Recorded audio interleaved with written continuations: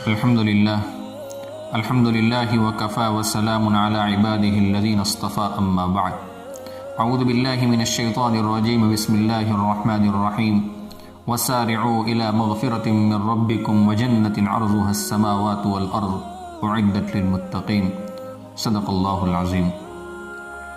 اللہ تعالیٰ نے ہمیں جو اعضاء عطا فرمائے ہیں ان کو کہاں، کب اور کیسے استعمال کرنا ہے، اس کا طریقہ جناب نبی کریم صلی اللہ علیہ وسلم نے سکھلایا ہے۔ اگر تعلیمات نبوی صلی اللہ علیہ وسلم کے عین مطابق ان اعضاء کو استعمال کیا جائے تو اس پر اللہ تعالیٰ کے نبی صلی اللہ علیہ وسلم نے جنت کی ضمانت دی ہے۔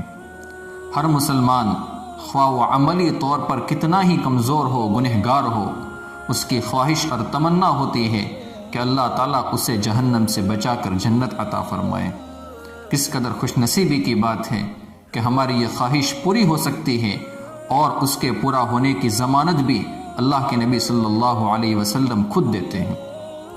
آئیے اب اس بارے میں آپ حضرات کی خدمت میں ایک حدیث مبارکہ پیش کرتا ہوں جس سے ہمیں سمجھ میں آتا ہے کہ اللہ کے نبی صلی اللہ علیہ وسلم نے ہمیں کون کون سی چیزوں کو کرنے کا حکم دیا ہے اور کون کون سی چیزوں سے ہمیں بچنے کو کہا ہے۔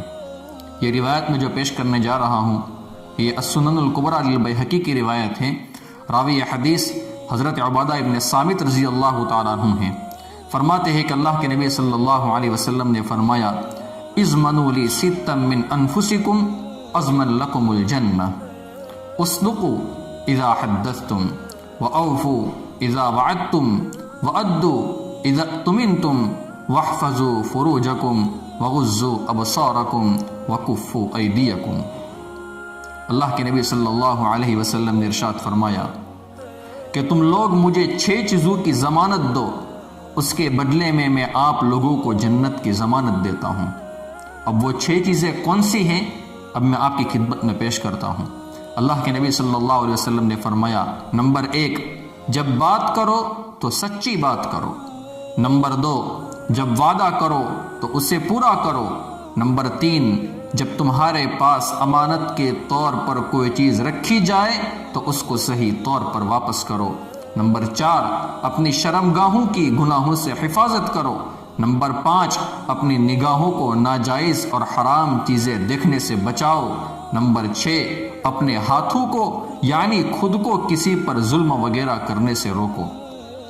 پہلی چیز جس کی ضمانت اللہ کے نبی صلی اللہ علیہ وسلم نے ہم سے لی ہے وہ یہ ہے کہ جب بھی بولے تو سچ بولے، کبھی جھوٹ نہ بولے۔ اسلامی تعلیمات میں سچ کی بہت زیادہ اہمیت ہے۔ سچ بولنا ایسی اچھی صفت ہے کہ مذہب سے ہٹ کر بھی دیگر امور میں بھی اس صفت کو قدر کی نگاہ سے دیکھا جاتا ہے۔ چنانچہ ہم دیکھتے ہیں کہ کاروبار میں جو تاجر اور دکاندار سچا اور زبان کا پکا ہوتا ہے لوگ اس پر اعتماد کرتے ہیں، جس کی وجہ سے وہ اپنے کاروبار سے خوب نفع حاصل کرتا ہے۔ اسی طرح دیگر جس قدر باہمی معاملات ہیں ان میں سچائی اپنا رنگ دکھاتی ہے۔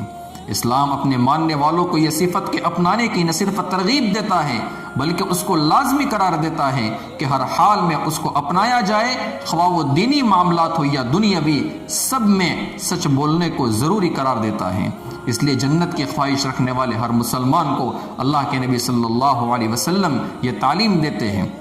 اب میں ایک حدیث مبارکہ اور آپ کی خدمت میں پیش کرتا ہوں۔ یہ روایت صحیح مسلم کی ہے اور روایت کرنے والے حضرت عبداللہ بن مسعود رضی اللہ تعالیٰ عنہ ہیں۔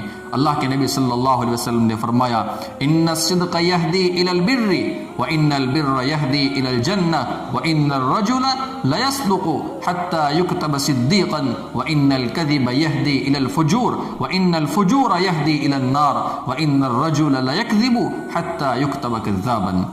اللہ کے نبی صلی اللہ علیہ وسلم نے فرمایا سچ بولنا ایسا عمل ہے جو نیکی کی راہ پر چلاتا ہے اور نیکی والا راستہ سیدھا جنت جاتا ہے، اور یقینی بات ہے کہ آدمی سچ بولتا رہتا ہے یہاں تک کہ اللہ کے یہاں وہ صدیق بن جاتا ہے۔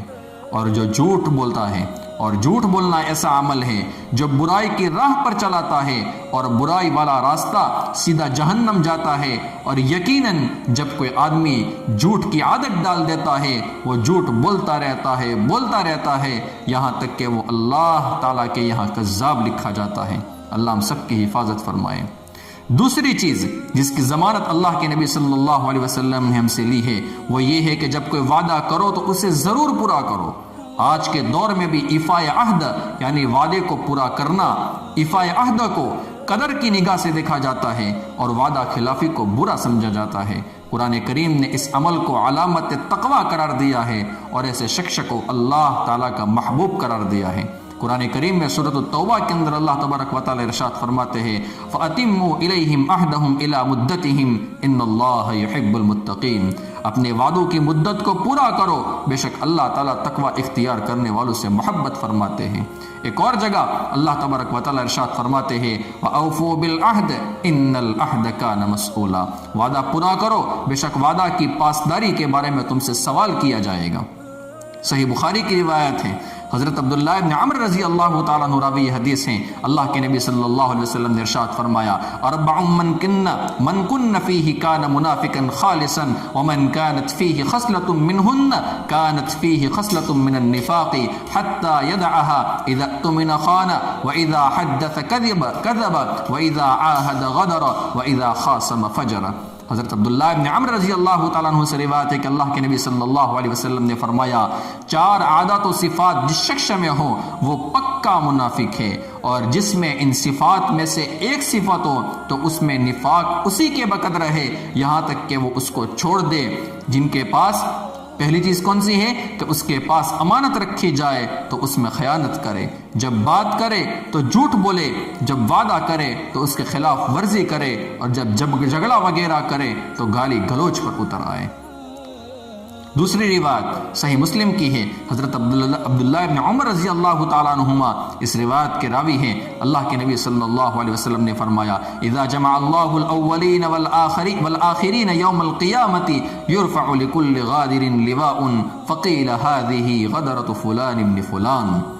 عبداللہ بن عمر رضی اللہ تعالیٰ عنہما سے روایت ہے کہ اللہ کے رسول صلی اللہ علیہ وسلم نے فرمایا کہ اللہ تعالیٰ قیامت کے دن اولین و آخرین تمام لوگوں کو جمع کریں گے، پھر ہر اس شخص کے لیے ایک جھنڈا گاڑ دیں گے جو بدعہدی کرنے والے ہیں، اور کہا جائے گا یہ فلاں ابن فلان کی بدعہدی کا نشان ہے۔ تیسری چیز جس کی ضمانت اللہ کے نبی صلی اللہ علیہ وسلم نے ہم سے لی ہے وہ یہ ہے کہ جب تمہارے پاس کوئی شخص امانت رکھوائے تو وہ چیز صحیح طریقے سے واپس کرو، اس میں خیانت وغیرہ نہ کرو۔ آج کے دور میں بھی امانت داری کو قدر کی نگاہ سے دیکھا جاتا ہے اور خیانت کو برا سمجھا جاتا ہے۔ مسند احمد کی روایت ہے، حضرت عبداللہ ابن عمر رضی اللہ تعالیٰ عنہ راوی حدیث ہے، اللہ کے نبی صلی اللہ علیہ وسلم نے فرمایا اربع اذا کن فیک فلا علیک ما فاتک من الدنیا حفظ امانت وصدق حدیث وحسن خلیقت وعفت فی طعمت۔ اللہ کے نبی صلی اللہ علیہ وسلم نے فرمایا جب 4 عادتیں تم میں پیدا ہو جائیں تو دنیا کی پریشانیاں تمہارا کچھ نہیں بگاڑ سکتی۔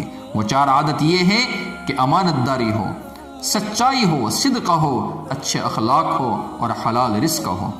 جب معراج کی رات میں اللہ کے نبی صلی اللہ علیہ وسلم نے جنت و جہنم کا مشاہدہ کیا، اس موقع پر آپ کو بطور مثال وہاں کے لوگ بھی دکھائے گئے۔ چنانچہ اسی سفر معراج کے مشاہدات میں سے ایک یہ بھی ہیں کہ آپ صلی اللہ علیہ وسلم کا گزر ایسے شخص پر ہوا جس نے لکڑیوں کا بھاری گٹھا جمع کر رکھا ہے اور اس میں اٹھانے کی ہمت نہیں ہے، پھر بھی لکڑیاں جمع کر کے گٹھے کو بڑھا رہا ہے۔ پوچھنے پر حضرت جبرائیل علیہ السلام نے بتایا یہ وہ شخص ہے جو صحیح طور پر امانت ادا نہیں کرتا تھا۔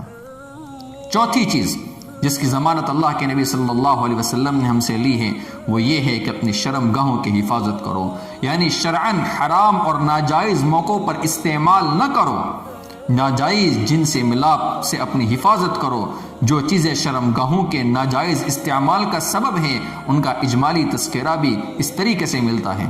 اللہ کے نبی صلی اللہ علیہ وسلم نے فرمایا، یہ مسند احمد کی روایت ہے، راوی حدیث حضرت ابو ہریرہ رضی اللہ تعالیٰ عنہ ہے، اللہ کے نبی صلی اللہ علیہ وسلم نے فرمایا لِكُلِّ بَنِي آدَمَ حَظٌّ مِّنَ الزِّنَا فَالْعَيْنَانِ تَزْنِيَانِ وَزِنَاهُمَا النَّظَرُ وَالْيَدَانِ تَزْنِيَانِ وَزِنَاهُمَا الْبَطْشُ وَالرِّجْلَانِ تَزْنِيَانِ وَزِنَاهُمَا الْمَشْيُ والفم يزني وزناه القبل والقلب يهوى ويتمنى والفرج يصدق ذلك او يكذبه۔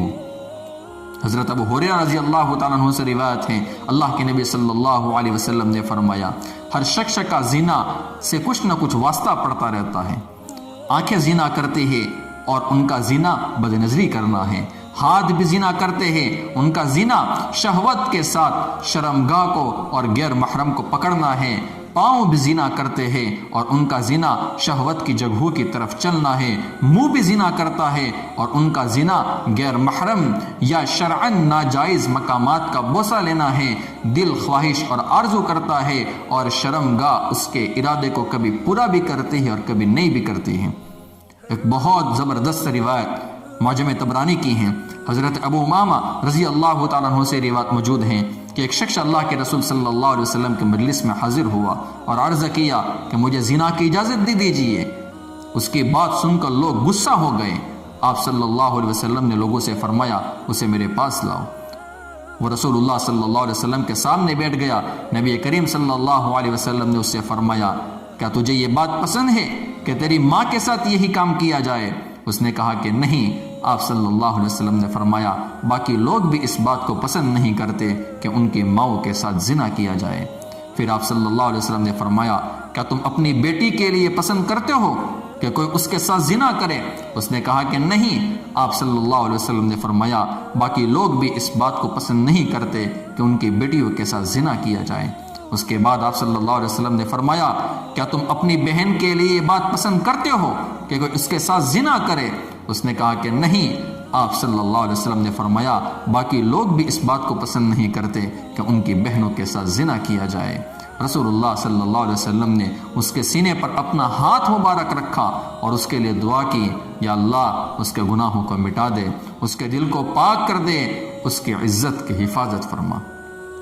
پانچویں چیز پر آتا ہوں میں۔ پانچویں چیز جس کی ضمانت اللہ کے نبی صلی اللہ علیہ وسلم نے ہم سے لی ہے وہ یہ ہے کہ اپنی نگاہوں کی حفاظت کرو، غیر محرم اور اجنبی خواتین اور تمام ناجائز مناظر مت دیکھیں، اس سے فحاشی، عریانی اور بے حیائی پھیلتی ہیں۔ قرآن کریم نے یہ نہیں کہا کہ تم زنا نہ کرو، بلکہ اسے بے حیائی اور بہت برا راستہ قرار دے کر اس کے قریب بھی جانے سے روک دیا ہے، یعنی تمام ایسی باتوں سے خود کو بچانے کا حکم دیا ہے جس کی وجہ سے انسان زنا جیسی لعنت میں گرفتار ہوتا ہے، یعنی نامحرم کے ساتھ بے حجابانہ گفتگو کرنا، تنہائی اختیار کرنا، بوس و کنار وغیرہ کرنا، عموماً بد نظری سے شروع ہونے والا سفر بدکاری تک جا کر تمام ہوتا ہے۔ معراج کی رات میں جب اللہ کے نبی صلی اللہ علیہ وسلم جنت و جہنم کا مشاہدہ کیا، اللہ کے نبی نے اس موقع پر آپ کو بطور مثال وہاں کے لوگ بھی دکھائے گئے۔ چنانچہ اسی سفر معراج کے مشاہدات میں سے ایک یہ بھی ہے کہ آپ صلی اللہ علیہ وسلم کا گزر ایسے لوگوں کے پاس ہوا جن کے سامنے ایک ہانڈی میں پکا ہوا گوشت ہے اور ایک ہانڈی میں کچا اور سڑا ہوا گوشت رکھا ہے۔ یہ لوگ سڑا ہوا گوشت کھا رہے ہیں اور پکا ہوا گوشت نہیں کھا رہے ہیں۔ دریافت کیا یہ کون لوگ ہیں؟ جبرائیل علیہ السلام نے کہا، یہ وہ لوگ ہیں جن کے پاس حلال عورت موجود ہے مگر وہ زانیہ اور فاحشہ عورت کے ساتھ رات گزارتے ہیں اور صبح تک اسی کے ساتھ رہتے ہیں، اور وہ عورتیں ہیں جو شوہر کو چھوڑ کر کسی زانی اور بدکار شخص کے ساتھ رات گزارتی ہیں۔ اب چھٹی چیز کے اوپر میں آتا ہوں۔ بہت پیاری حدیث اللہ کے نبی صلی اللہ علیہ وسلم نے ارشاد فرمائی ہے۔ چھٹی چیز جس کی ضمانت اللہ کے نبی صلی اللہ علیہ وسلم نے ہم سے لی ہے وہ یہ ہے کہ کسی پر کبھی ظلم نہ کریں۔ عام طور پر چونکہ ظلم ہاتھوں سے ہوتا ہے، اس لیے حدیث مبارکہ میں ہاتھوں کو روکنے کا حکم دیا ہے۔ اللہ کے نبی صلی اللہ علیہ وسلم نے فرمایا، صحیح بخاری کی روایت موجود ہیں کہ اللہ کے نبی صلی اللہ علیہ وسلم نے کیا فرمایا؟ قال المسلم اخو المسلم لا يظلمه ولا يسلمه ومن كان في حاجة اخيه كان الله في حاجته ومن فرج عن مسلم كربة فرج الله عنه كربة من كربات يوم القيامة ومن ستر مسلما ستر الله يوم القيامة۔ اللہ اکبر۔ اللہ کے نبی صلی اللہ علیہ وسلم نے فرمایا، مسلمان کا بھائی ہے، نہ اس پر ظلم و زیادتی کرتا ہے نہ اس کو اوروں کے سپرد کرتا ہے۔ جو اپنے مسلمان بھائی کی ضرورت پوری کرنے میں لگا رہتا ہے اللہ پاک اس کی ضرورتیں پوری فرماتے ہیں، اور جو کوئی کسی مسلمان کی مصیبت دور کرتا ہے اللہ پاک اسے قیامت کے دن اس کی جو مصیبتیں ہوگی وہ دور فرمائیں گے، اور جو کسی مسلمان کی پردہ پوشی کرتا ہے، گناہوں کو چھپاتا ہے، اللہ تبارک و تعالیٰ قیامت کے روز اس کے گناہوں کو چھپا دیں گے۔ اب ہمیں اس حدیث سے کیا خلاصہ ملتا ہے؟